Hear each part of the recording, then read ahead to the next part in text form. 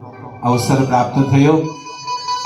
વધારે વાત નહીં કરતા આવતા દિવાળીના પાવન પર્વ પર નૂતન વર્ષના મંગલ પ્રારંભે આપણી શ્રી સર્વેશ્વર ગૌધામ કોબડીને આંગણે 2 દિવસનો એક મહામહોત્સવ યોજાઈ રહ્યો છે, જેની પત્રિકા આપ સુધી પહોંચી ચૂકી છે। સર્વેશ્વર ગૌધામ વિશે કદાચ બધા જાણતા જ હશો, તેમ છતાંય ટૂંકમાં કહું તો ભાવનગર જિલ્લાની બીમાર ગાયોની સૌથી મોટી કોઈ ગૌશાળા હોય તો સર્વેશ્વર ગૌધામ કોબડી 1800 કરતા વધારે ગાયો અને ગૌવંશ બીમાર ગૌવંશની સેવા થઈ રહી છે। 70 કરતા વધારે અંધ ગૌ માતા ગુજરાત આખામાં સૌથી વધારે અંધ ગાયો કોઈ એક ગૌશાળા પાસે તો કોબડી ગૌશાળા પાસે 1300 કરતા વધારે બળદ 200 અપંગ ગાયો અને ખૂબ મોટી સેવા।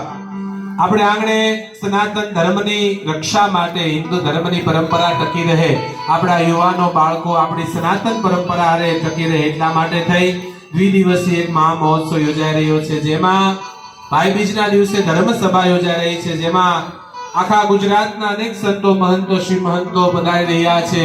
એમ કહી શકાય કે 50 વર્ષે ભાવનગર પંથકમાં પહેલી વહેલી વખત એટલા સાધુ સંતો ભેગા થઈ રહ્યા છે।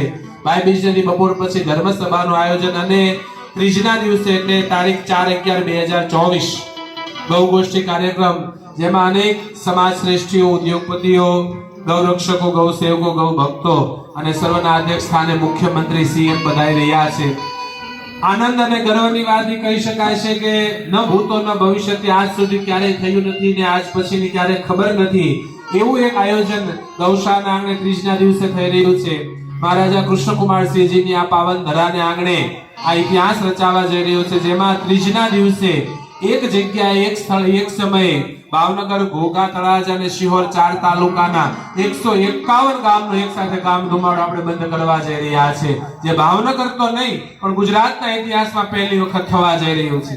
એક સાથે 151 ગામના ગામ ધુમાડા આપણે બંધ કરવા જઈ રહ્યા છે। તો મેપાનગરના આપ સર્વ નરનારીઓ, માતાઓ, બહેનો, વડીલો, ભાઈઓ, બાળકોને સર્વને સહપરિવાર મિત્રો સાથે, પરિવાર સાથે, કુટુંબ સાથે આ 2 દિવસ પ્રસાદ લેવા અને ગૌભૂમિ પર ગૌ માતાના દર્શન કરવા માટે પધારવા સર્વને હાર્દિક આમંત્રણ છે। અસ્તુ બોલ શ્રી બહુચર માત કી।